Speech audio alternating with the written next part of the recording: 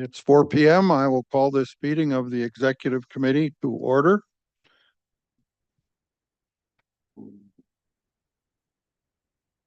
I need the words.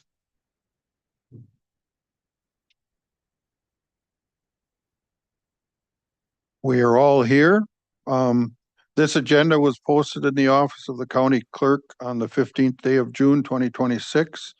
Notice was sent to the West Bend Daily News, Express News, WIBD, WMBZ Radio, WTKM Radio, My Community Now, the Hartford Times Press, the Kewaskum Statesman, and the Milwaukee Journal Sentinel. We will rise for a moment of silent prayer and the Pledge of Allegiance.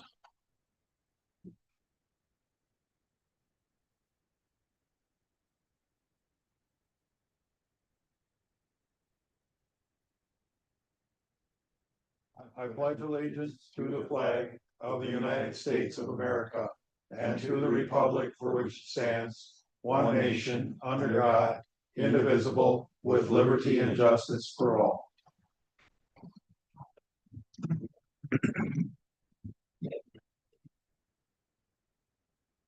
First on the docket are the minutes of the meetings of May 13th and May 20th. Does anyone have any corrections or additions to those minutes? There being none, we'll leave them as recorded.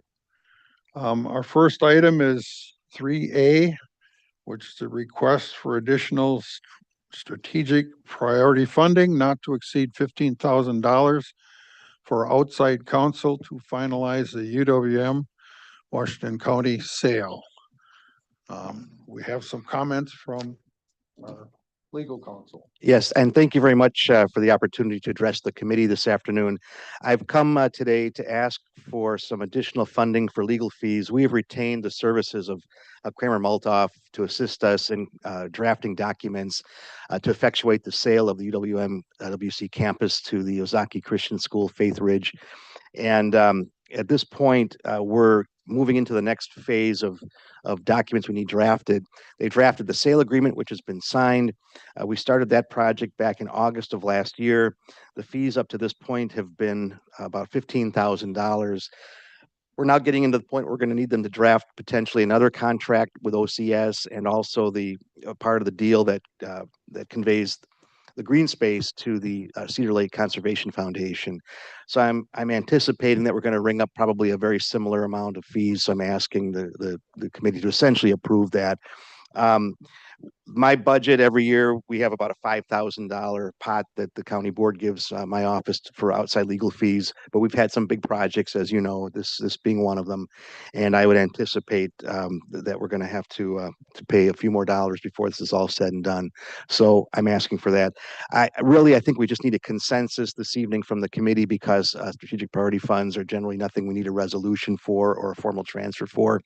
Mr. Dahl is here, and I think he can talk to you about that fund much more comprehensively than I can, but I am asking for some additional funds tonight for that project. Mr. Dahl, do you have a brief explanation of our priority funds? Sure. Yeah, so the strategic priorities is essentially our contingency fund, right? So we budget an allocation into the fund in the first year of the biennium, and then we kind of just roll that into the second year, and then any balance that we end up with, we keep rolling that in. Again, it's usually when we use it, I'm just kind of looking at the previous uses, it's typically in the tens of thousands. Sometimes it's only in the thousands, but typically it's kind of in that range and consistent with what the asks are here today. The balance of that fund currently sits at before the two requests today, it currently sits at $497,000. Are there any questions by the committee? There being none, seeing it's just a consensus, do we agree? I agree too. Okay, very well. Thank you. Our next item is item B, which is money for outside counsel having to do with the ATC routing line. Is our expert available? We'll find out. Is he logged on? I asked that attorney Jake Curtis, who's handling this matter for us, be present today. I spoke with him this afternoon. He actually is participating in another court hearing right now. He thought he would be done by the time this meeting was called. What I would ask perhaps at this moment is maybe we table this particular agenda item for a little while, let you take care of some other business. If I can get him on in a little while, I can have him make a presentation. He was going to talk to you about that litigation and what it involves, so you're a little more comfortable with the my request for funds. And if ultimately we can't reach him today, he's willing to come in person next month, then we can probably postpone that request till next month. We have incurred about $2,000 in fees so far for him to file the motion for us to get in, and also to review and answer some discovery demands the county's been served with. But I'd feel a bit better about him talking to you about the work he's doing and the need for his services and what the strategy and the forecast looks like for that. I don't want to get into matters that would involve us going to closed session and talk about the nuts and bolts of the litigation and where we're going with it. But I'd like him to present as to what it's all about. So if, with your indulgence, we can put this off and allow you to get into other matters on your agenda, perhaps we can revisit this in just a little while. And then item C would be with that? Yes. Okay. I have a question on that, if I can. Yes. Are they planning on going down 33 or whatever that route that we didn't choose? Is that what they're proposing to do right now? Is that why we're talking about this? Yeah, as I understand it, the county board had passed a resolution some weeks back indicating our preference for what route they should take. We then filed a motion to get into the litigation as an interested party so that we could advocate for the route that we felt was most advantageous to the county. The county actually owns some wetland in that area that they're proposing to go over. And that's some mitigated wetlands, meaning that we set that wetland aside to compensate for the fact that we had to use some wetland for another project, right? So that was required of us. And the idea is that we're involved essentially for that reason. Because we're a county, and I think we may be the only county involved, we were served with some discovery demands, and they believe, Jake believes, attorney Curtis believes, that we may end up being pulled in a little deeper into the litigation as a result. We've already been served with some discovery demands we've had to answer, questioning us as to what our interests are and what our perceptions are, and so on and so forth. Thank you. And so ultimately, that's why I think we may need some additional dollars, because it may be a little more complicated than we thought it might have been when we first got in. But he can speak to you about that. And I would like him to do that. And then I can ask for some additional funds. I'd feel better about it if we could present it to you as one package, if that's okay. Appreciate it. Thank you. Sure.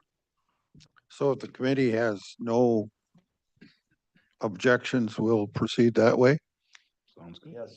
Okay, so next up is item 3D, presentation of the next generation housing price point analysis. Good afternoon. Good afternoon, Brad. So I want to provide a high-level overview of the 2026 Next Gen Housing Price Point Analysis. When Next Gen Housing first started, back in 2022, this committee approved a price points for 320,000. 75% of all homes in any Next Gen Housing development needed to be under 320,000. And then all of the rest 25% needed to be under 420,000. Back in 2023, we heard from numerous builders that $320,000 price point was near impossible to meet, based on increasing construction costs, increasing land costs. And so we decided to do a price point analysis, and then we presented that in 2024, and this committee approved new price points. 40% of Next Gen Housing development would be priced at under 340, with 80% priced under 360, and then again, everything priced under 420,000. In the last 6 months, we have heard from builders once again that these price points are much too low, based on the the constant increasing of materials and labor and land prices. And so we have decided to move forward with a price point analysis once again. I'm going to walk through this at very high level. On page 2, we looked at interest rates. When we started Next Generation Housing, the interest rate was at 3.125%.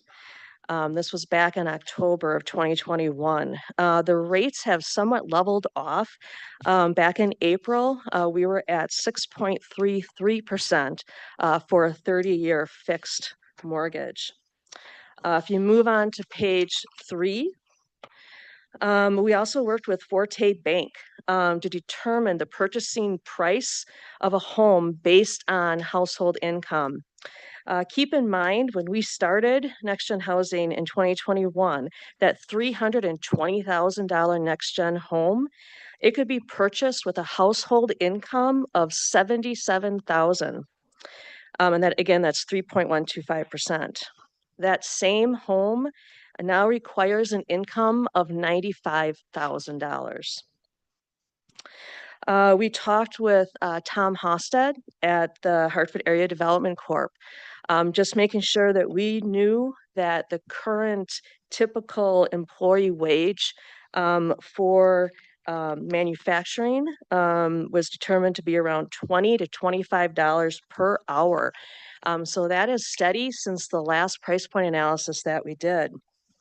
So looking at a dual household income making $25 per hour, that's $104 annually.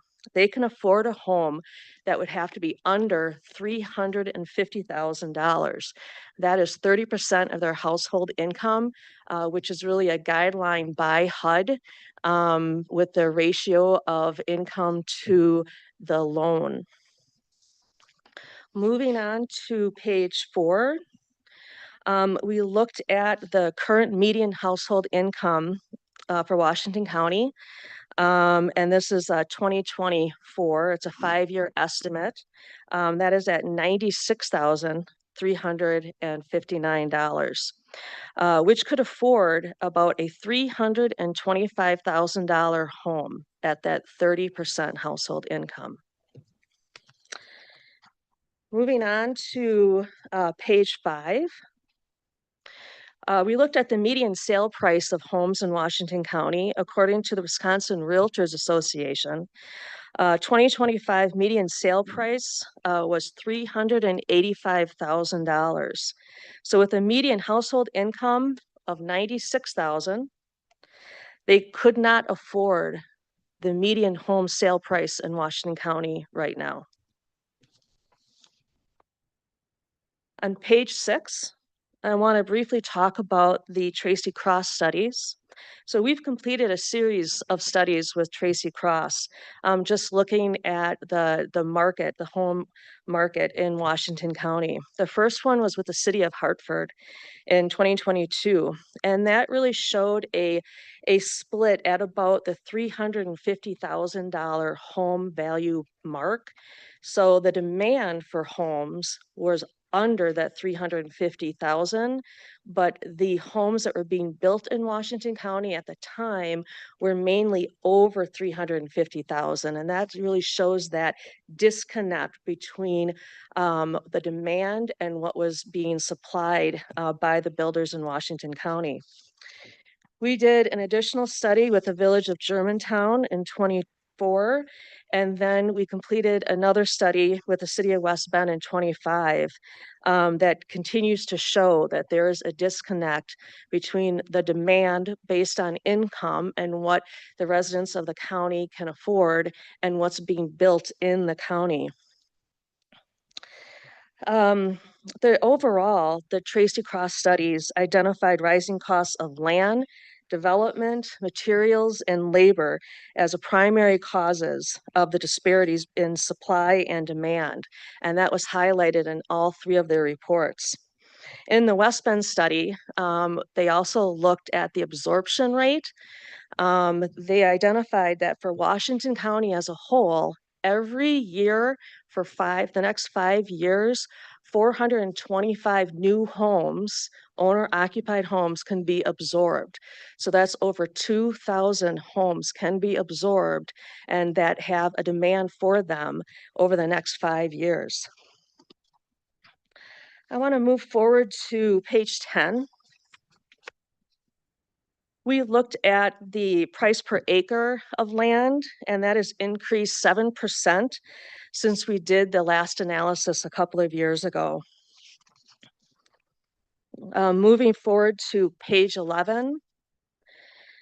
As we were analyzing the price point, we talked to the builders. We talked to the builders for Next Gen Housing. We talked to other builders in the area, and they identified cost increases between 2 and 10% from 2024 to now. And the main drivers of those costs were labor, materials, land, and permitting fee costs. There was a continued shortage in skilled labor force that has led to wage and benefit increases to attract and retain employees.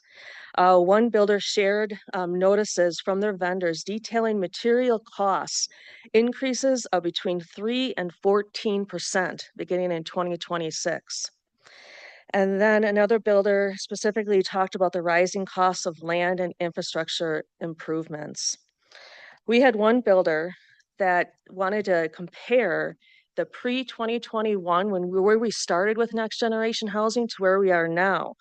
If a 1,500 square foot home had a sale price of around $275,000 pre-2021, that same home would be worth between $360,000 and $385,000, which means a sale price of over $100,000 over 5 years.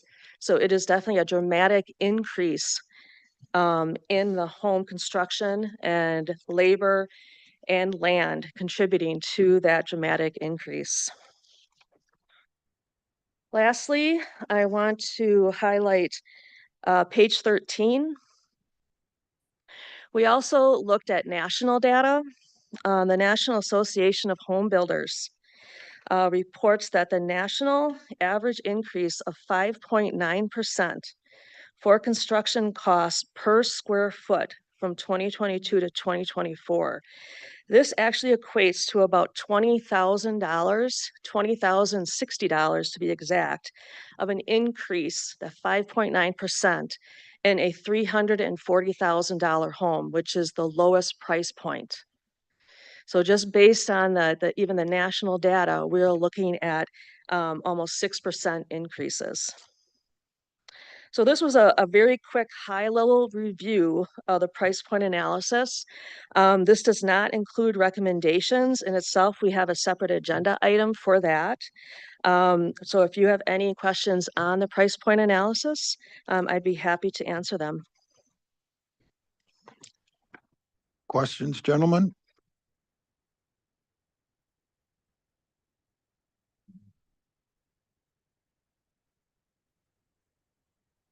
Supervisor Kelling. Thank you, Mr. Chairman. I did review all of this. I do have a bit of a home building construction background. And I gotta say, from what I see of the analysis, looks spot on. I don't see anything that would stand out as being unacceptable or unreasonable. So I just flat out believe it. So thank you for your very good work. Absolutely. Supervisor Schwab.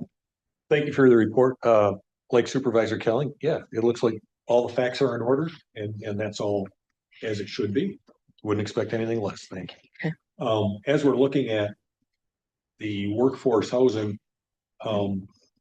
we talked yesterday, and I understand that we don't have available data, but I am curious to know what percentage of the homes, what percentage of the families that have availed themselves of this program are actually in that workforce range that we're really trying to target. I know you don't have the answer, but it would be good to know that, right? Is is the work that we're doing, is the program that we set up, it's remarkably popular, right? And it's effective. But are we getting the results that we really wanted as far as helping that lower income group of people in that perhaps $20 to $25 range? And we just don't have that information. And I'm not sure how we could get it. Yeah, we do not have that information. And just so everyone is aware, the reason we don't was because one of the reasons we set up Next Gen Housing the way we did is that it's not a typical affordable housing program where there are income limits. There's no income limits for Next Gen Housing. There's no age requirements.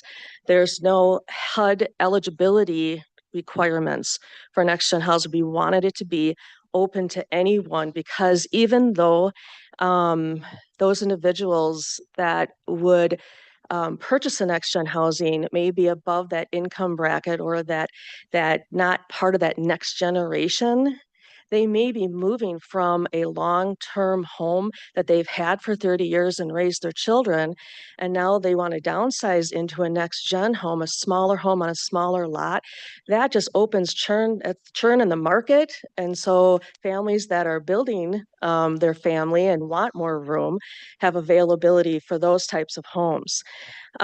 We also design Next Gen Housing to allow the professionals to do what they do best. So the builders, the real estate agents, let them do their job.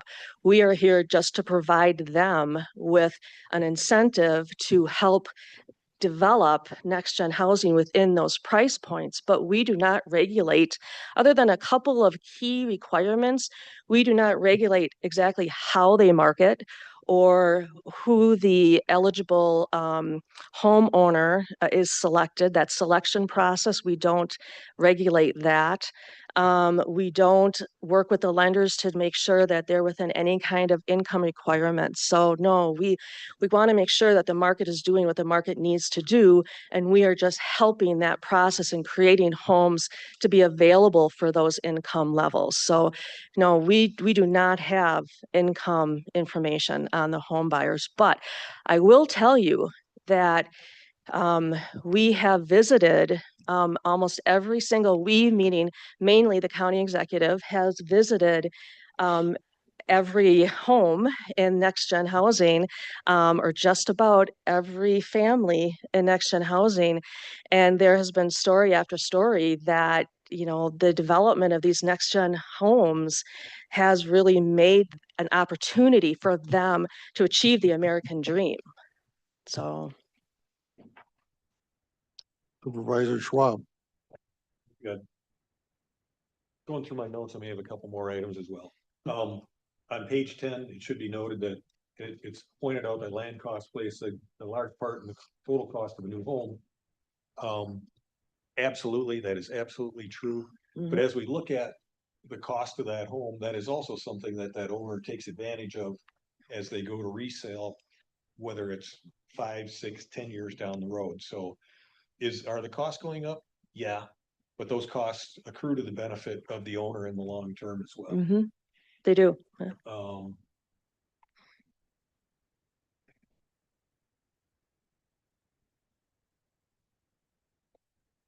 That was all I have at this point. Thank you.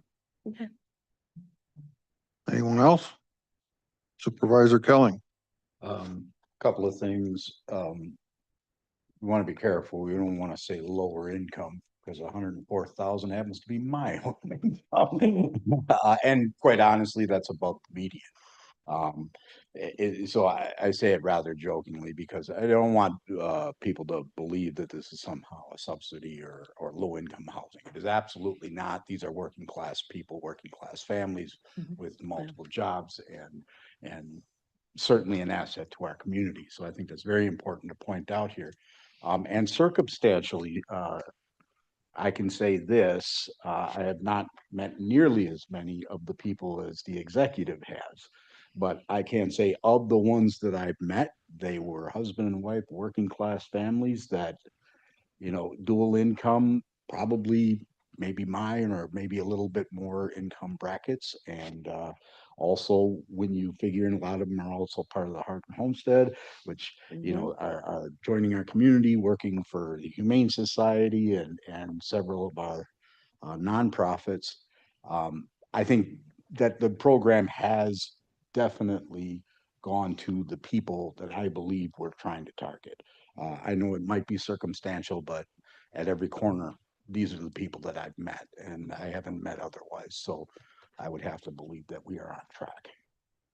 Thank you. Mr. Executive, do you have a comment? Yeah, thank you, Mr. Chairman. I think Supervisor Schwab's point about land values is 100% spot on. It's actually why, and I know we'll get to in a few minutes, talking about deed restrictions, but it's why particularly in Jackson and the Oaks, that deed restriction is really important because that land value is absolutely going up.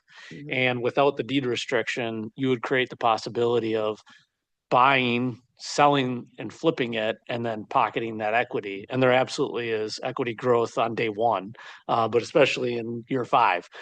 So I think it's really important to note that. I also want to point out that it's really important to remember most of us are a little bit removed from buying that first house. It's kind of like celebrating the market being so high. It's wonderful that the market is skyrocketing and everybody's investments are doing well. But when you're trying to survive paycheck to paycheck, it really kind of doesn't matter to you. You're trying to figure out how do I get into the house first? And that's where I would say most of our time and energy has been spent. Whether it's, you know, the builder or the developer or the mortgage lender, I tell them all, you all have your interests. There's lots of others, including realtors, that have their interests. What we're trying to maintain focus on is our mission, create the environment for authentic quality of life. We're trying to look through Joe and Jane homebuyers' eyes. You know, what is it that they need, which is why this price point analysis is so important to us, is we're not trying to make adjustments based on necessarily labor costs going up or land costs going up or lot costs going up, and they all are. We're watching what's happening to the average wage. How is Joe and Jane homebuyer even able to get into this market? And the answer is, as the data shows, they're not. So we're very sensitive to being cognizant of kind of both the sides of that coin, if you will. And at the same time, as Deb was trying to explain, be as white glove free market as possible. Create the incentive, create the opportunity, the environment, and then back out. And you know, once the house is sold, it's over. We're out of the business. So I thank you, Mr. Chairman. I appreciate it. Any other comments? I just have Supervisor Newman? the goal of the 40%, 80%, 100% of the different price range, is that a goal per development or is that for the total 1,000 homes? It's per development. That's what I thought. I just wanted. Mhm. Thanks. So this being simply presentation and discussion, I don't believe we need a motion or consensus. Okay, in that case, we'll move on to item E, which is consideration of the next generation housing price point recommendation, Right. which I guess gets us to NGH 3.0. NGH 3.0, absolutely. So in addition to all of the data that I just went over in the price point analysis, there's one more point I wanted to bring up. There was a recent report that was just released just in the last week from the Greater Milwaukee Association of Realtors, indicating that prices across the 4-county Milwaukee area were up 6.6% from May of last year. So average of across all the properties, you're looking at a home of $450,000 on average, which is staggering. So Next Gen Housing really, based on what we're seeing with the costs of land and materials and labor, all going up, construction costs per square foot all going up, but the income just is not keeping pace. And the fact that the homes at 340,000 are being near impossible for the builders to build. So we are really at a critical juncture. And this is why I'm here today to talk about what do we do? How do we solve this? Um, so to continue to build owner occupied housing that is attainable for this workforce in the county, the adjustments to the next gen housing price points are not being recommended. If we increase those price points, there's a whole group of the workforce that will no longer be eligible to even afford the lowest next gen housing price point. And it's becoming just extremely difficult, as I mentioned, for home builders to even build that $340,000 home. I do have in the audience Nate from A&N. He is one of our next gen housing home builders in the city of Hartford, if you're interested in hearing what he has to say regarding this. So due to all of the cost increases, next generation housing, it must evolve to keep pace with these increasing costs. So instead of increasing the price points, the recommendation is to provide direct incentives to the builders and developers to offset the increasing construction costs and land costs while maintaining the price points to maximize the eligible buyers. That is essentially what we're doing. So the recommendations are outlined on page 2, and I'll go through these. So we're maintaining the price points, still 40% of 340, 80% under 360, and everything under 420. Currently, the county provides $20,000 to the builder developer at the get-go, and it is a 0% loan, and there is a lien placed on that property. When the home is built, and the transfer to the new home buyer happens, that $20,000 comes back to Washington County as a revolving loan and added to the Next Gen Housing Fund. Right now, we also have a $6,000 per unit permit fee incentive. That $6,000 is different than the 20. The 20,000, they get it from the get-go, that revolves back. The 6,000 is an incentive to the builder to offset permit fees. Those funds are actually paid directly to the municipality. Those funds do not come back to the county. Those funds are placed in a deed restriction for the first 5 years of home ownership.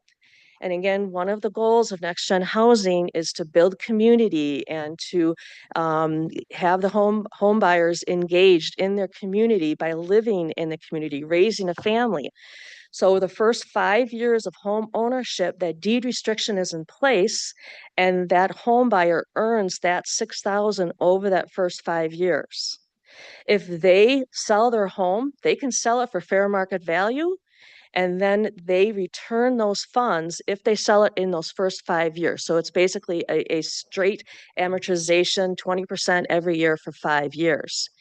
In addition to the $6,000, there are assessments, there are appraisals that are done on the homes because either the land has been discounted in the example of the Oaks of Jackson because the village had owned the property, or in our other Next Gen Housing developments where the builders are actually providing steep discounts to achieve Next Gen Housing because they believe in this program and providing housing for the workforce.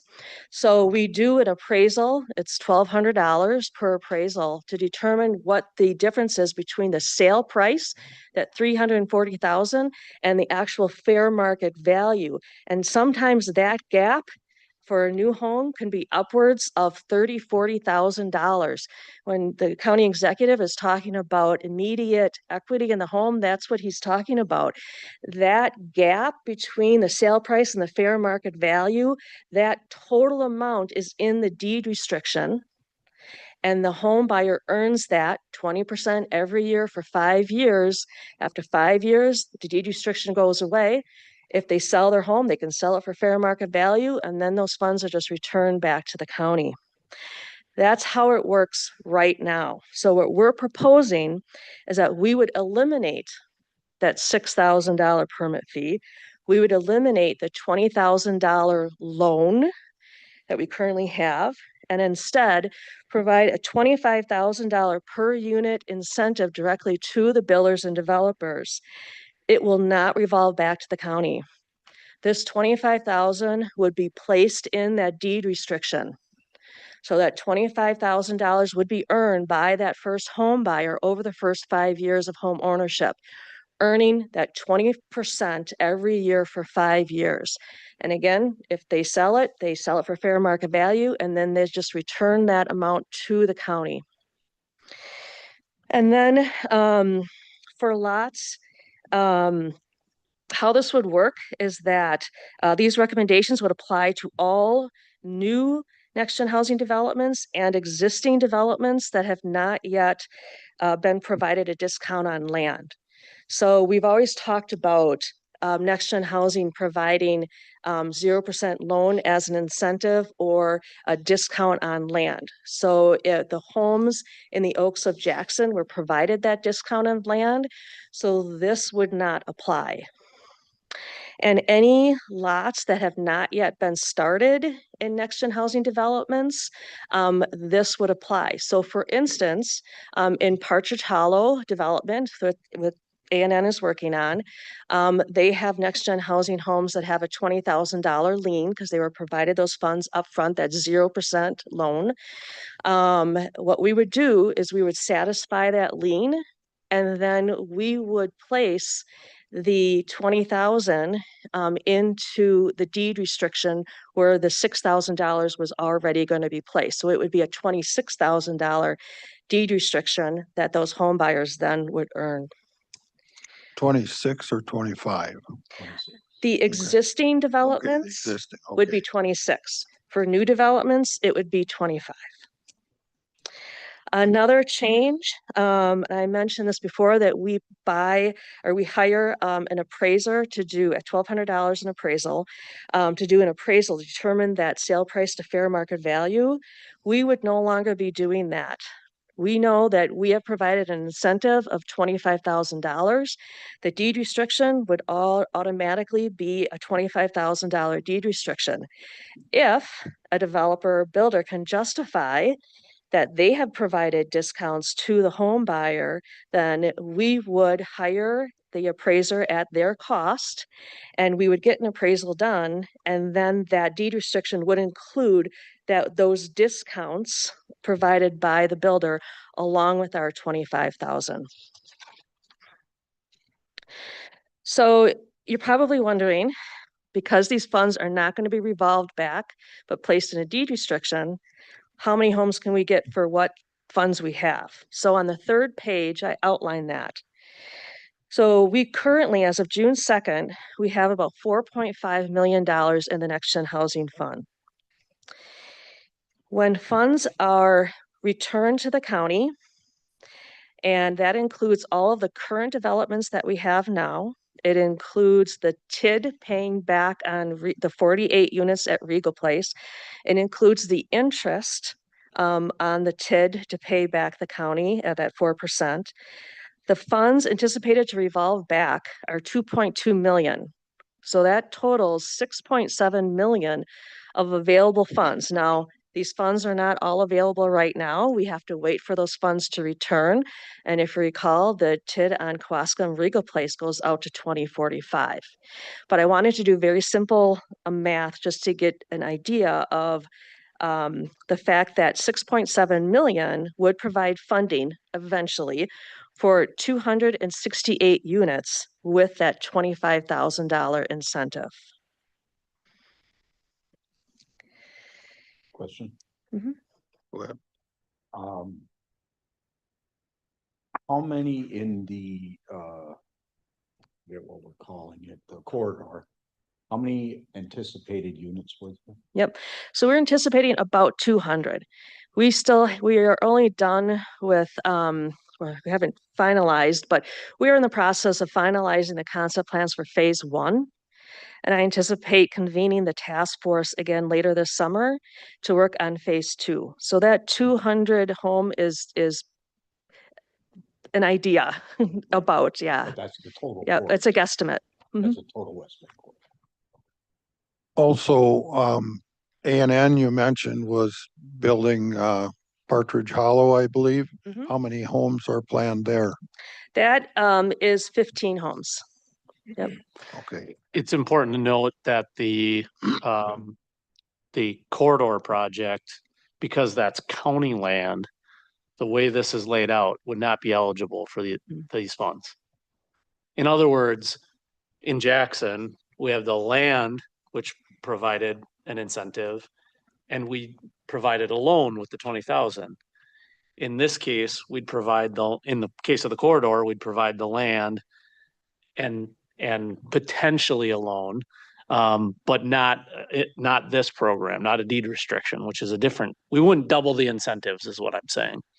But Partridge Hollow and developments like it, where there is no land, we're now providing an incentive. So it's a one-time incentive. We're not trying to stack the incentives.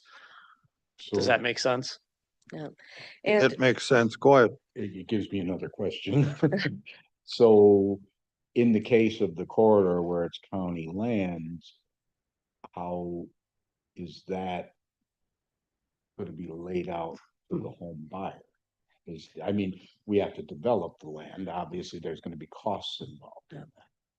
Yeah, so there's really two things and something significant that's changed since 2021 with to the market in general. Actually, it's changed in the last 6 months.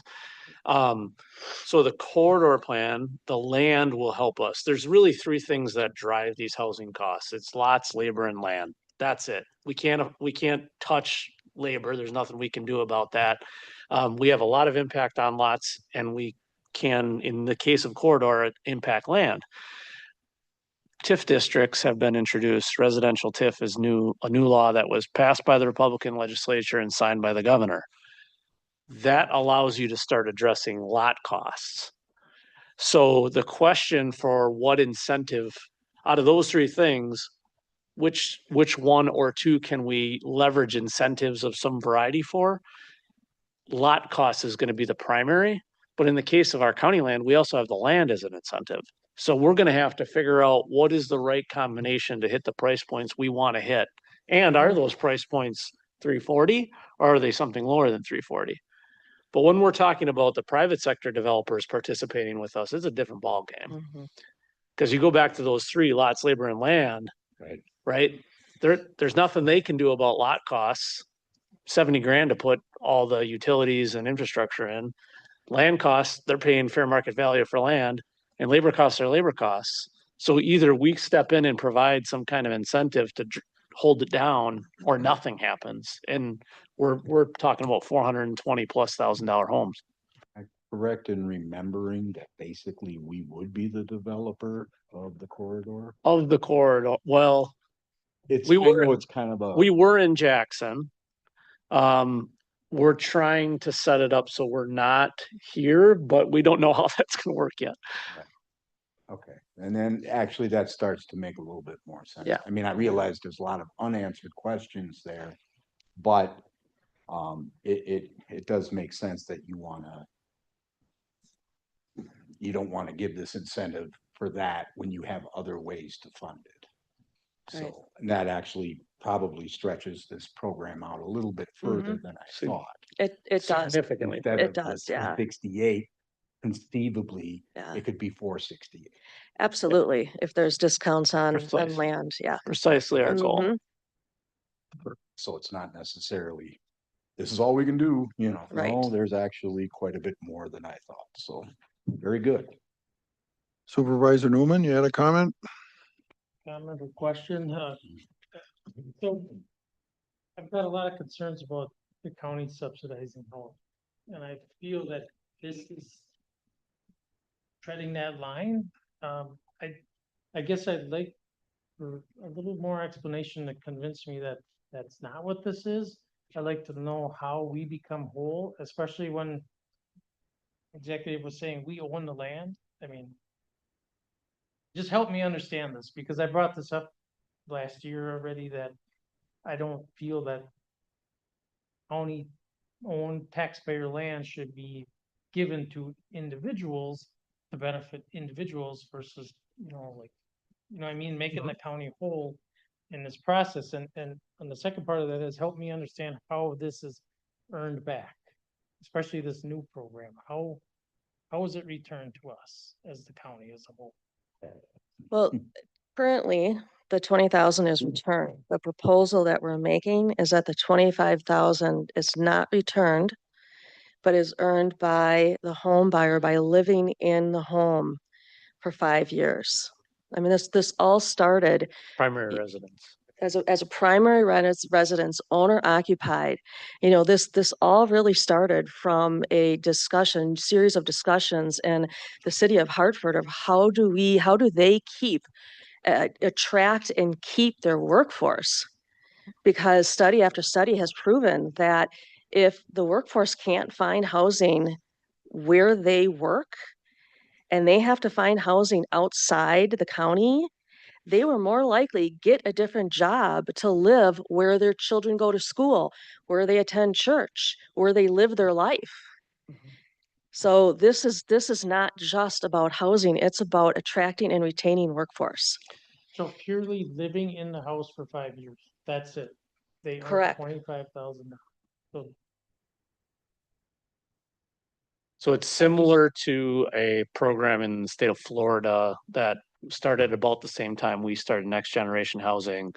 They there have it's an actual down payment incentive, but you owe, it's 0% and you owe nothing.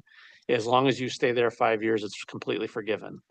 So it's similar, except we put a deed restriction on the property so that it's guaranteed. If they sell it, there's no workaround. There's no way for them to get around. If they sell it, the title company will get it. flag it, stop it, and Yep. we'll get the money back. If you look at page 9 on your price point analysis, it kind of dives into this is already happening. It's happening in Jackson and it spells it out in detail on page 9. And it's happening in Hartford and Partridge Hollow. So we have been doing it, as I was trying to get at before, we were doing it with several prongs. Now, in this particular case, we're trying to find one prong and have at least a hook. So I call it equity theft, that they can't steal the equity from the house because we've provided that $25,000 incentive. They couldn't just take the 25,000 the first year and the deed restriction stops that. So did we not have conversations about them having to volunteer or work in the community and earn that back? Yep, so that, Now we're purely, you Nope. live in your Yeah. house and you're. No, that's. Two separate programs. that is the Heart and Right, Homestead that's why program. I'm confused on that, sorry about Yep, that. it is confusing. Yeah. I'm convinced this is subsidized housing, we're giving them $25,000. Well, and the other thing I would say to you is, this is what we have done in this country every time we run into these problems.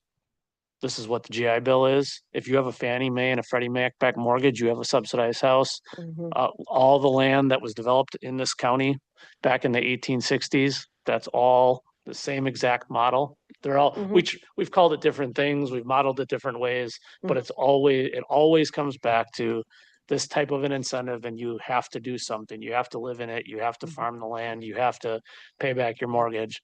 But every single mortgage today is subsidized. Every single development we've done in America has some form of incentive like this. And it's very interesting because just today I was looking at the green belts. So Greenfield is a green belt. And there was a series of green belt cities throughout the United States.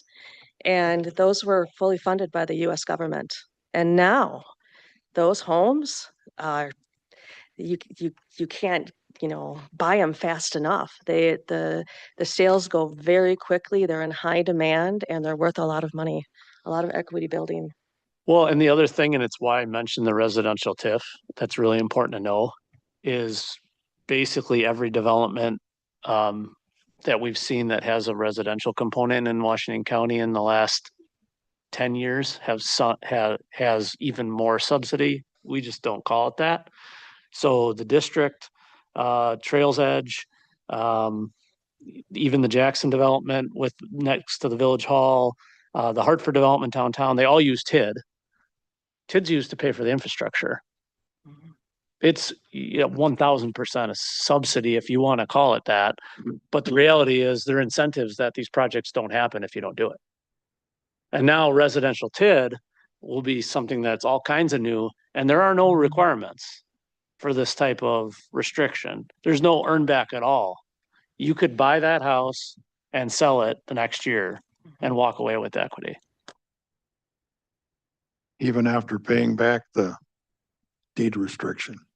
Well, not in our case. I'm talking in future state, Oh, the new state law that was adopted. They could put in the infrastructure just like West Bend did on the industrial park on the east side of town, and they sell that property and that equity's gone. Mhm. You could turn around the next day and sell your property and get all the equity. And we have stopped that with our deed restriction. So what I agree with is we're right up to the line. We're on the line. But I believe this is the best thing going. okay, everybody wants to talk about this now, including me. Supervisor Schwab, you were first. Thank you. I like the Next Generation Housing Program. I think it was incredibly innovative. It's done a lot of good things. And I want to keep it. But I want to keep it in a careful way, right? We worked really hard when this program first started in Jackson, and there were a lot of neighbors to the south who said, I don't want those subsidized houses near me. And we worked really hard to explain in good conscience and in a truthful way why those were not subsidized, right? And now we're just flat out giving $25,000 really doesn't sit that well with me. But I might be persuaded. But there are a couple questions I have. So as you were giving the presentation, you said the next group of homes can't sell at the larger price points. And I didn't really see any evidence of that in the report that said that. I heard you say it, but I didn't see it in the report spelled out that way. Can you help me understand that? And then I have a couple more questions. I just want to make sure I understand the question that the income, based on the income, they can't. I don't know what you were basing that on, but I heard you say that if we were to increase the price point, Yes, the next houses, we wouldn't have buyers for them. correct. Right. Yep. Well, I didn't say that we couldn't have buyers for them. There will be buyers. What I meant is that because if you look on page, I'll walk you through this. If you look on page 3, Sure. the bottom of page 3, a dual income household earning $104,000 can afford a home at 30% of the household income, can afford a home under $350,000. The median household income right now in Washington County is $96,000. It's not 104, it's 96,000. So if you go up to the top under housing at 30% income and you look at 96,000, let's call it 97,956. They could afford a home at 325,000. So what I meant is not that there wouldn't be buyers for a $340,000 home. What I meant is that the workforce making the $25 per hour would no longer be able to even afford a $340,000. They can't afford it. If we raise the price points up to 360, they would absolutely not be able to afford it without being cost burdened and having more than 30% of their household income go to housing. So there's a whole group of workforce making, $20 to $25 an hour. And if we raise our price points from 340 to 360, they will not be able to afford our lowest price point. And I feel like that really kind of defeats the whole point of the program. altogether. And when we're trying to create housing for that workforce. And Okay. thank you. if I Go may, ahead. Mr. Vice Chair, again, I would point you to page 9. I know we said in Jackson, I knocked those doors before and afterwards, and I am complete agreement. It was also east. There's still Yeah, one man you're who's right. very upset to the east. But everybody else isn't. But on page 9, what I was trying to illustrate earlier is we already are doing what we're describing here today. In that particular case in Jackson, we did that plus we did a loan incentive. We did both. Yep. Now we're simply saying, let's just do the one, and we're doing the one in the case of developments that are developer owned. Like there is no county, there is no village ownership involved. Does that distinction help? It does. Okay. Thank you. Yep. And then as you're making a presentation, you're talking about, we want to maximize the eligible pool of buyers. Assuming that we don't have enough housing in Washington County at the appropriate price point would indicate to me that we have a glut of buyers in the appropriate that are looking for these houses. So if we Mhm. how much If- more do we need to maximize the pool of buyers if there's all these buyers out there? There are a lot of buyers out there, but again, one of the goals of Next Gen Housing is trying to meet that, $25 an hour workforce household, dual income household, and they would not be able to afford a $360,000 home. They can afford the 340, but they won't be able to afford a $360,000 home. So they will no longer be eligible, which means that they would have to go elsewhere to find their housing, which means, as I mentioned earlier, their statistics have proven over and over, if they buy housing outside of Washington County or not located to where their job is, eventually they will quit their job and get a different job located where their family is living. Yeah, And I understand that. yeah.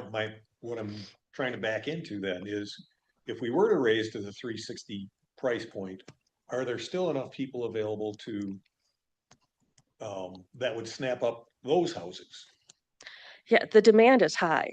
Yep. The demand is high, clearly, but it's having price points that the workforce can afford. The other thing that still bothers me about the gift program and county executive, your explanation of how we've subsidized things for years kind of helps smooth that over for me. But I really appreciated that we had a revolving loan fund, because as we hear about all the things the county needs to do over the next 5 to 10 years and how expensive those things are going to be, it would be good when we hit the target of 1,000 homes, or perhaps as demographics change and more housing becomes available, if we had that funding available for other purposes, right? So that is still a concern of mine, that we're losing the revolving loan part of that. And then the other thing I'm wondering is, if we're gonna make an outright gift, rather than having a revolving loan where anything comes back, does it make sense to extend that to a longer period, 7.5 or 10 years, as opposed to making that gift amortize over 5? Yeah, that is an easy change. Just stuff to think about. Mhm. Great point. That's a great thought. Well, and the other, to your point, as we're discussing here, the other thing you could do is, if you're concerned about the revolving component, we could create a segment of that whatever the number was, 6.3 or 6.7, and you could allocate, $1 million or 2 million of that 6.3 or 6.7, excuse me, that's just for this type of thing, and say everything else, you have to come back. So now you've kept the revolving loan component and acknowledged in the truly private development, private builder, we've got a segment that can help address that. So it could be both and. Yeah, that's reasonable. Thank you, Mr. Chairman. Supervisor Shadron, you were, you wanted, well, Kelling was first, but he's talked already, so. All right, thank you. Sorry, Supervisor Kelling. Appreciate it, Supervisor Kelly. I'm kind of on board with Supervisor Newman and Supervisor Schwab. my thought is, okay, say we raise this, and we give them the money so they can get in their house, but why not keep it like we had it before? And like, if they sell the house, you know, you say there's still high demand, and the value of these houses go up. So just keep that in there, so when they sell the house at that point, they reimburse us for that money. That way, we're still able to lower the cost by giving that 25 grand, right? Lowers the price point of that house so they can afford to get in. They're paying off the loan for that lower price point. Mm. But then only when they sell it. And they gain that equity back, whether it's 5 years or 10 years, but we still get paid back for that, out of that equity that they created.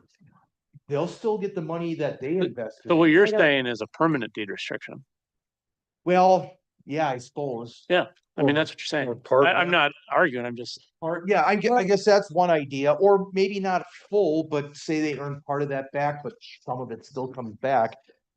Because like Supervisor Schwab was saying, Well- once this money's gone, it's gone.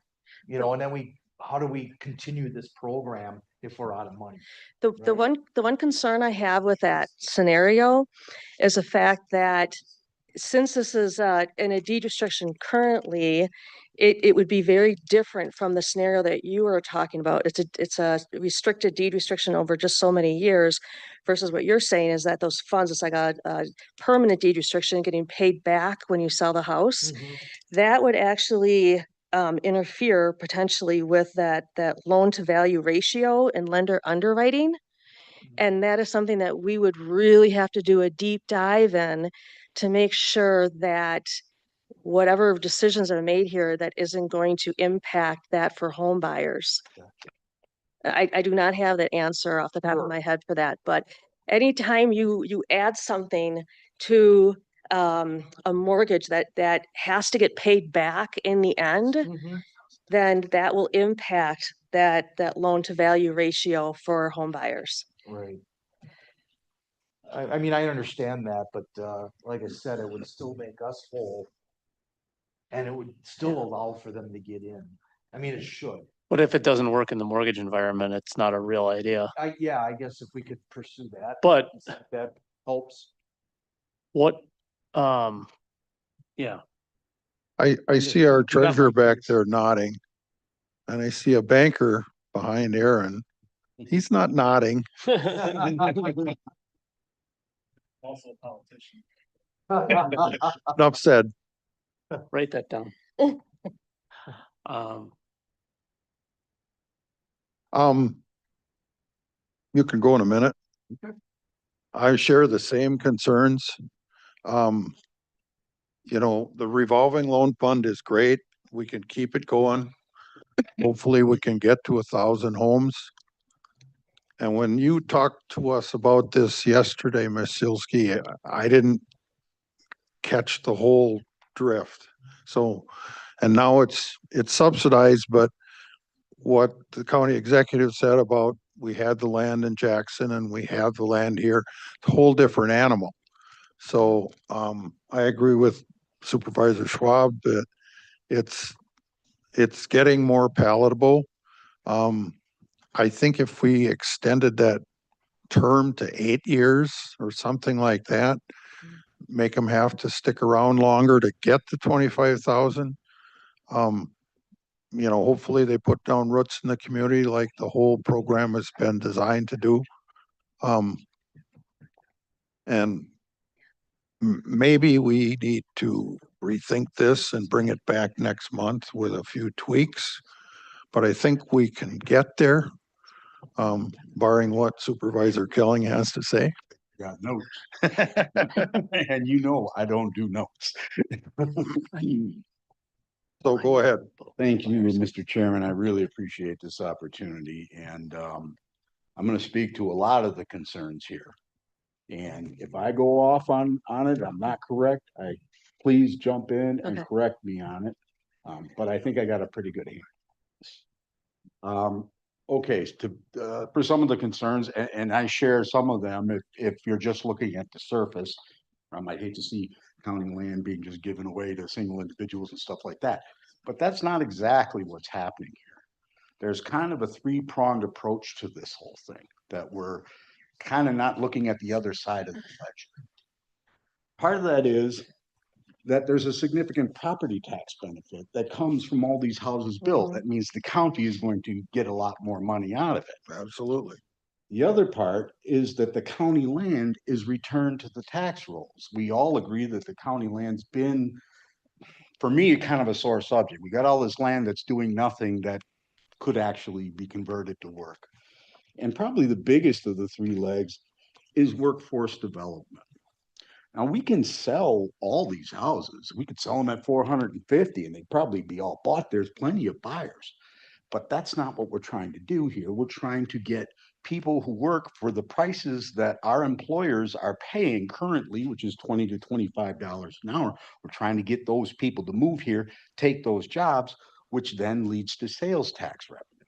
So we got revenue coming in from property taxes, we've got less land, and we've got sales tax revenues coming in. Let's see, 1,000 homes. When I thought it was going to be probably ending at 650, but now I realize that the corridor is a little bit different animal and could actually boost that number up. But to me, 1,000 homes is not necessarily mandatory. It's just a goal that we set for ourselves. So if we end up at somewhere around 800, conceivably, that's possible. I think that's a win. I think it's a major win. And if the program were to end there, I'm going to take my cash and go home. I'm good with that. So I just think that you kind of need to look at the whole picture, not just each component of that. And it kind of gives you a better feeling about how this goes. But having said that, there is something I think Supervisor Schwab is dead on. The deed restriction going a bit longer, I think, is a very smart move. Because we definitely do want to get the most bang for our buck. And considering the increase in land and housing and stuff like that, I don't foresee that as a problem because people generally in the price points that we're looking at and in the workforce that we're looking at, 8 years is nothing. In a flash of an eye, I've been living in my house for over 20 years. And it seems like I just bought it a couple of years ago. These people are setting down roots. So I don't believe that's going to be a very hard sell to go a little bit longer on that deed restriction. So that's what I have, Mr. Chairman. Thank you very much. Anyone else? So as we've gone through revisions of NGH guidelines, they don't go to the full board. They come to this committee and we bless them or not. Correct. So do we think we want to, And I'm sorry. yes? I like Supervisor Chadron's permanent deed. I don't know if that's gonna work because then it brings the money back. It makes me feel warm and fuzzy about not subsidizing housing so much. But if that's not a possibility, I do agree that, me a 10 years goes by, new homeowners have a lifestyle change in their first 10 years. I think that is very reasonable amount of time, so. And so 10 years, is that what I'm hearing you say? Well, I prefer a permanent to make me feel warm. Yeah, we will certainly, Where the 5 years came from, that seems like awfully quick. well, it was what we did in Jackson. That's it. Yeah. It's not any more complicated than that, honestly. I think the 10 years is realistic and we will also, I think the other thing we could also look into is, can we just hold the whole entire amount till the end? So it's a balloon that just sits there. And if you sell in before the 10th year, you owe the whole entire thing back. We can look into that. I like that. Cause too. then you are protecting. On the table, if that was there, that would make me feel almost as warm as fuzzy as his suggestion. Okay. Yeah, we just have to make sure with the mortgage lenders and the realtors, like this actually works. And the That's been, legality. and it's important to know we have a couple of people here who've been partners in this project from the start. And you all know we've had realtors and title companies and developers and mortgage lenders and all of them involved. but they were all, I had made them call them all too. And 100%, including EDWC, came back saying, yes, please do this. It solves a bunch of problems or challenges for them too. So it's not as if it's like a willy-nilly ivory tower kind of bunch of bureaucrats sitting in a room solving a problem. But I think it's very realistic. I guess what I'd ask this committee for at the moment is to bless a segment, as we discussed, like $1 million is 40 of these things. We have 15 or 16. We need some action now, which this is a good point in this discussion for me to say, I'm sorry that the packet came out late. We are trying to move at the speed of business, literally builders trying to build. And that forced us to have 5 conversations and another 15 and a couple amongst ourselves and then try to get it too fast. So I'm sorry for the delay, but it's produced a really great conversation, I think. But that being said, I think it's perfect for us to say, let's just do a package of 40 of these incentives that are set aside. And we'll work somewhere between that 5-year and 10-year deed restriction. We'll shoot for the 10-year full thing. That'll be our first number 1 goal. And then I think I would say the next one would be start amortizing in the 5th year down to the 10th. And then we'll kind of go down from there. So we'll try to protect the revolving loan fund concept as best we can. And then we'll report to you next month what we have back. That allows the business side of the world to get moving at the same time as hopefully we're addressing what you're sharing with us as concerns, and we're coming back for further discussion for anything bigger than that. Supervisor Schwab. Thank you. I think all that's reasonable. I guess I could definitely support 20, excuse me. 20. And if we're coming back next month, Yep. chances are we're not gonna need the whole 40 by then anyway. Hard to build 20 homes in a month. You could start 20 homes in a month. In addition to that, somebody was wondering where the 5 years came from. When, I remember back when we started, when you started this. and I was on the listening. It was a pilot program and it was described as a pilot program and everybody said, we don't know how this is gonna work. And at that time, 5 years, that's where that came from. We weren't sure how people were going to receive it.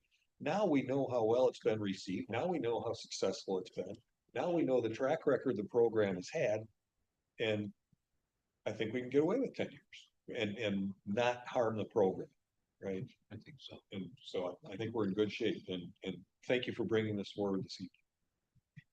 So do we need a motion to somehow do this as discussed or consensus? I think you should probably motion it for the 20 because I would move that the executive committee approve county executive and his staff to go forward with $25,000 disbursements, and I'm not sure the right phrase is grant. Yep. And then come back with a revised plan for a larger segment of the next generation housing funding. so Within the framework as Yeah, discussed. and approving the price points staying the same. essentially. Right. Yes. Yes, Yeah. right, okay. Brad, is that sufficient, you feel? Seems to cover what you're asking for. That makes sense. Second, Does. I'll second it. on that. Well, Any further discussion? Then all in favor, say aye. Aye. Any opposed? Motion passes. We're gonna jump now back to what we had before, because I understand Attorney Jake is on the. Yes, I believe he's logged in. Okay, so we're moving back in the program here. 3B. Or would be 3B and C.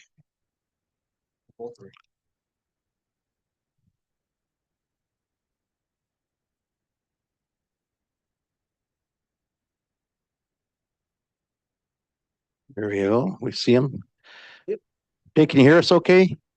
Yes. All right. I need to turn him up a little bit.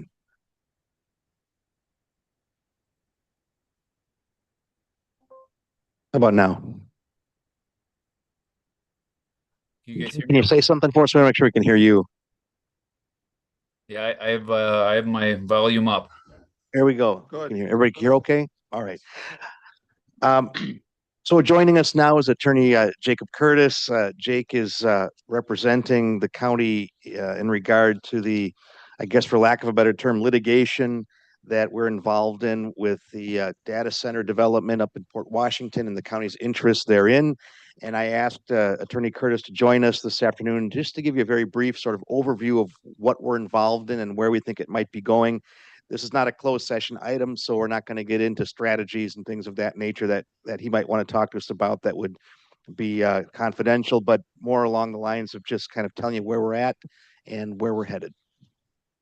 Sure. Thank you, Brad. And sorry to the committee members. I was at a PFC matter, so I'm kind of all over right now, but appreciate you guys accommodating a virtual presentation. And as Brad said, yeah, we're not going to get into strategy and things like that. Obviously, that'll be privileged, and Brad's been doing a great job kind of coordinating all that with me. But so basically, you are all, I'm assuming, very aware of the ATC transmission line project, I guess, for lack of a better term.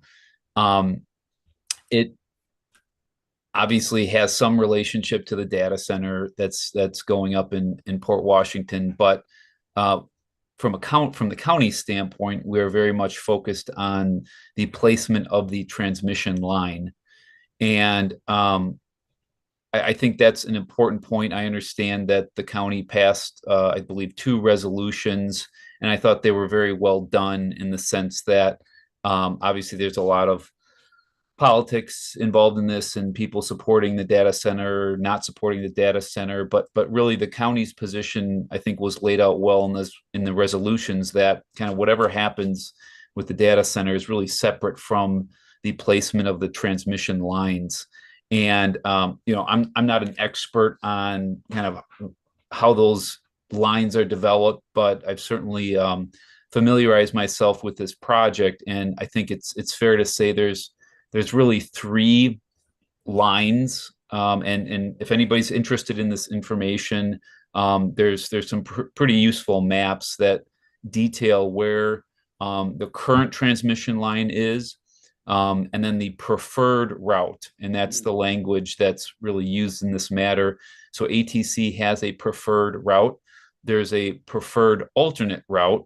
So if you're kind of ranking them, ATC wants the preferred route. They are, I guess then, they are willing to accept the alternate preferred route. And it's really the position of the county that the existing routes are sufficient. And, there's obviously lots of other parties involved here. I think of relevance to the county, the town of Trenton is also involved. I represent the town of Trenton in their matter as well. And then the town of Saukville. In my opinion, those are really the 3 entities from a public standpoint, as far as public entities go, that are really relevant here. I think it's fair to say all 3 thus far have been aligned in their position. So again, I think the county is really positioned well here. Apologies and there could be folks in the room that are more experts in this area than I am, but generally speaking, right, this is an administrative matter in front of the Public Service Commission, the PSC. So anytime kind of a significant project of this nature is going forward, it essentially has to be approved. There's an application, right? So this is not litigation in the sense that this is in circuit court. It could get to that point, but right now this is an administrative matter in front of the PFC. They're essentially making a decision as to whether or not they approve the application that's been submitted by ATC or deny it, or ask for revisions from ATC. Now, that is happening kind of as we speak. Probably every week there's requests for more data from the PFC to ATC. But again, that's just kind of the general kind of setting of where we find ourselves right now. Washington County and the towns were not parties to this initially. The kind of the technical process is you can intervene into a case. Essentially, you ask to be accepted into a matter. We working with Brad, we did that, and so Washington County was accepted as an intervener. So it is now part of this. And I'll just use the term litigation because Brad's correct that this is essentially litigation. It's just administrative in nature. The evidentiary standards are a little lower, and the burden of proof is lower, but it is essentially litigation. So Washington County is a party as well as the towns that I referenced. That was really the first major action we took, which again is intervention is essentially a legal term to describe you're asking to be admitted into the case. The county's motion to intervene was granted. I believe every motion to intervene was granted. In addition to the municipalities, there are, I don't want to, it's probably a dozen, if not dozens, of individuals, other contractors. So there are a lot of parties in this case. Last month, there were discovery requests that were sent out by ATC. Again, discovery requests, just a fancy way of saying there was a list of questions that were submitted to the county, and then which are called interrogatories, and then a request for documents. And so working with Brad, we put that information together and we submitted that June 1st. So the county submitted the responses to the questions and then submitted relevant documents. And I won't go through all those, but for example, the resolutions that the board approved, those were very helpful in responding to the document requests. And then I think the biggest thing to maybe note is mid-July, so July 17th, a month from today. So in a month, there's a deadline for the parties that have intervened to submit testimony. Individuals can appear in person because there will be a hearing in this, a public hearing. I believe it's scheduled for mid-September, sometime in September. Instead of appearing in person, what a party can do is submit written testimony. Obviously, that's more efficient. And I'll be working with Brad and the individuals that he's been working with at the county to potentially submit written testimony, which really just in detail will lay out the county's position as to the potential impact of this preferred route on the county, its residents, and really taking the position that ATC should be using the existing lines that they already have. And that's essentially our the county's position that, again, whatever happens beyond that, that's kind of beyond the scope of anything the county is really taking a position on. It is solely focused on the location of the transmission lines, which does impact numerous residents in the county. There's some, sensitive environmental corridors in the county, in particular in Trenton, which again, this is where I think it's helpful that we kind of have a unified front. So I think those are the big highlights. I'm happy to answer any questions you may have, whether they're process or deadlines. Again, as far as like strategy goes, that's something probably better for you to maybe talk to Brad offline on, but happy to answer any questions. Do you have any questions? I just have a statement. Go ahead. Thank you, Mr. Chairman. And it's not necessarily to you, attorney. It's more to the general public who may be listening in. Data center, there's many people on the issue that are for and against, but this is not about that. I'm the chairman of Land Use and Planning, for those that don't know. This is about protecting our farmland, protecting our natural areas, and trying to be efficient and utilizes the spaces that we've already set aside for transmission lines, and interfere the least amount with our natural areas as we possibly can, without regard to what side of the issue you are on the data centers. But for that, you can tune in tomorrow to land use and planning and maybe get a little more information on where we might go with that. But that's really all I wanted to say is make sure it's clarified to the people listening at home that this is not a for or against data centers. This is just about Washington County and protecting our farmland and natural areas. Thank you. Supervisor Schwab. Thank you, Mr. Chairman.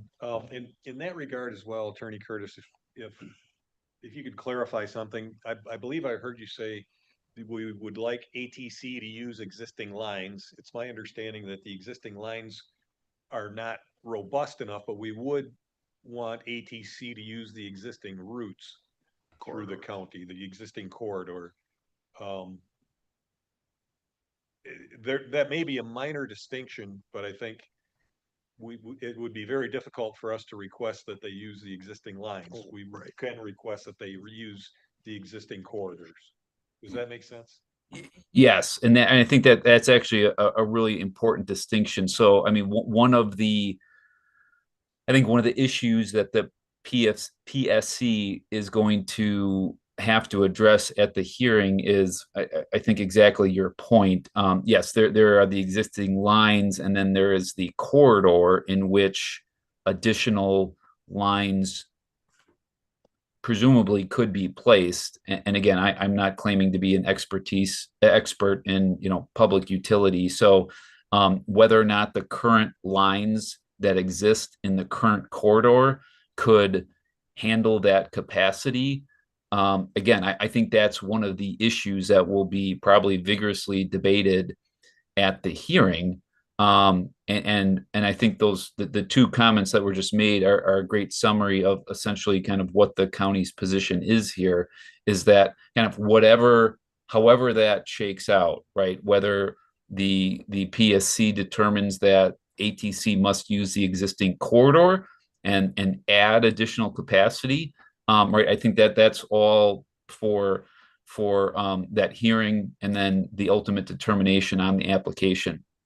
So correct. I mean, right now the focus is on the corridors, which is literally, again, if you can look right at on the maps that are part of there's literally probably hundreds, if not thousands of pages of documents on the docket right now if you go to the PSC website. But there are a few maps that I kind of have been referring to throughout the process that I think are very helpful, that show exactly the existing corridor, which kind of cuts down and then from Ozaki and then cuts across Washington County, and then where those ATC preferred routes and alternate preferred routes are. But yes, there is a distinction there, and I think that's a very good comment.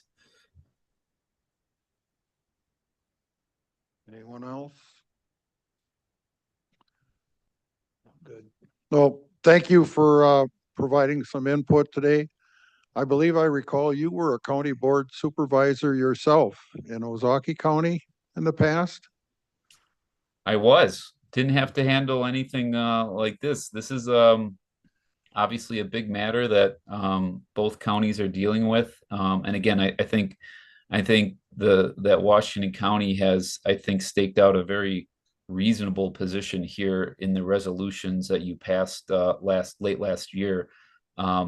So yeah, this is obviously a very contested issue, but I'll continue to work with Brad and kind of outline the county's position in a very reasonable way, because yeah, there's people on both sides of this issue, but we're really just focused on those corridors. Thank you for your time today, sir. Thank you. So that takes us to item B, to request strategic priority funding to pay for the lawyer. And I believe this is just consensus too. Exactly. And you heard from Attorney Curtis, this is an ongoing litigation situation. We expect more discovery requests to come. We expect potentially having to prepare some written testimony, potentially appearances at hearings if need be. So I'm trying to anticipate what our needs might be and ask for that now. And if we don't need it, we can certainly return it or non-lapse it. But it seems like this is taking on a bit of a life, as some of these things do. And so we're trying to make sure we have the funds to cover it. Thank you. So we have consensus? I'm in agreement. I think it's a reason. Thank you.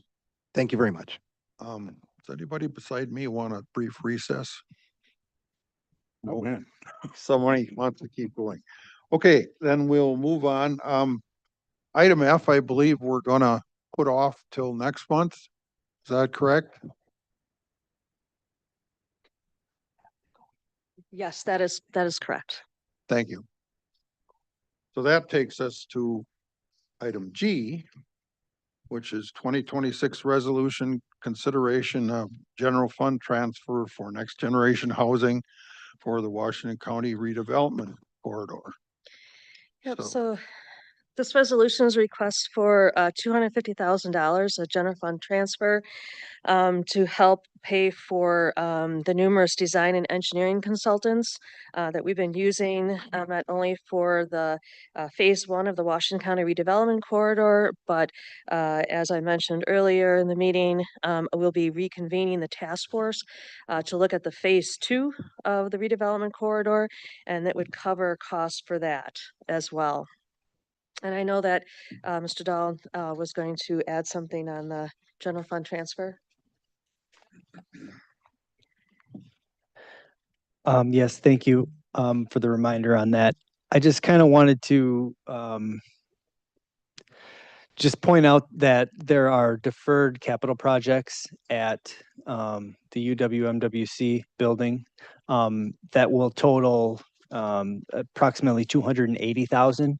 And so when those return to the general fund, that will more than offset this ask. I just kind of wanted to point that out there, as there, you know, there are moving parts here, and just to kind of point that out. So thank you. So many moving parts. So many, yes.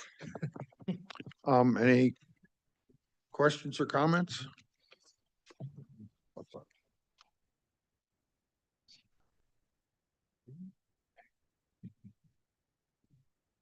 I have a question. Go ahead. Oh, just more of a clarification.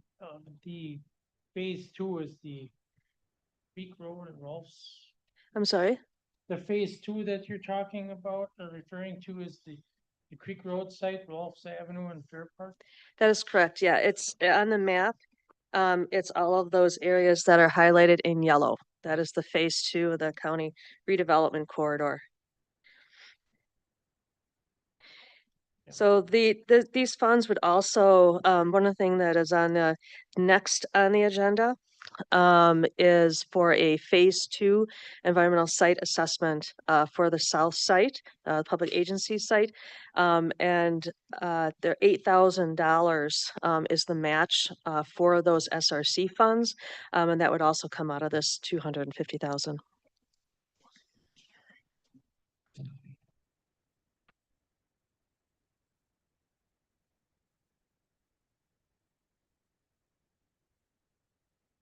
Excuse me. And no more questions? Good. Can we have a motion then? Take a motion. Supervisor Kelling, seconded by Supervisor Schwab. All in favor, say aye.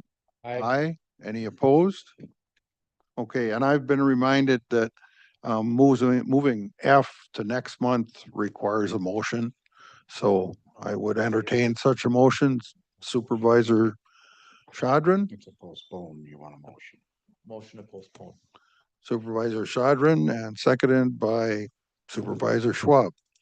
All in favor, say aye. Aye. Any opposed? Okay. That gets us